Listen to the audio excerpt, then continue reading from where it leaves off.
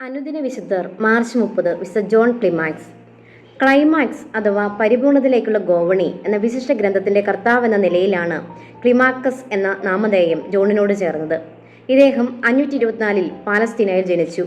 സമർത്ഥനായ John 16-ാമത്തെ വയസ്സിൽ ലോകത്തെ ആർഭാടങ്ങൾ ഉപേക്ഷിച്ച് സന്യാസം വരിച്ചുവെന്ന് മാത്രമല്ല, 22-ാമത്തെ വയസ്സിൽ സീനായ് മലയിൽ തപോജീവിതം നയിക്കുവാനും തുടങ്ങി. പലരും ജോണിന്റെ ഉപദേശങ്ങൾ തേടി ആശ്വാസം പ്രാപിച്ചിരുന്നു. പർണശാലയിൽ അങ്ങനെ 40 വർഷം അദ്ദേഹം താമസിച്ചു.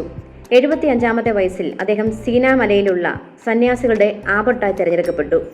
അക്കാലത്ത് അനേകരുടെ ആവശ്യപ്രകാരം പരിപൂർണതയെപ്പറ്റി ഒരു ഗ്രന്ഥം എഴുതി. അതാണ് അദ്ദേഹത്തിന്റെ 2ാമത്തെ പേരിന് കാരണമായ ക്ലൈമാക്സ് എന്ന ഗ്രന്ഥം. സ്ഥാനമാനങ്ങൾ വ്യഗ്രചിന്തകളിലേക്ക് മനസ്സിനെ ആനയിക്കുന്നുവെന്ന് കണ്ട് മരണത്തിന് സ്വല്പം മുമ്പ് അദ്ദേഹം സ്ഥാനമൊഴിഞ്ഞു.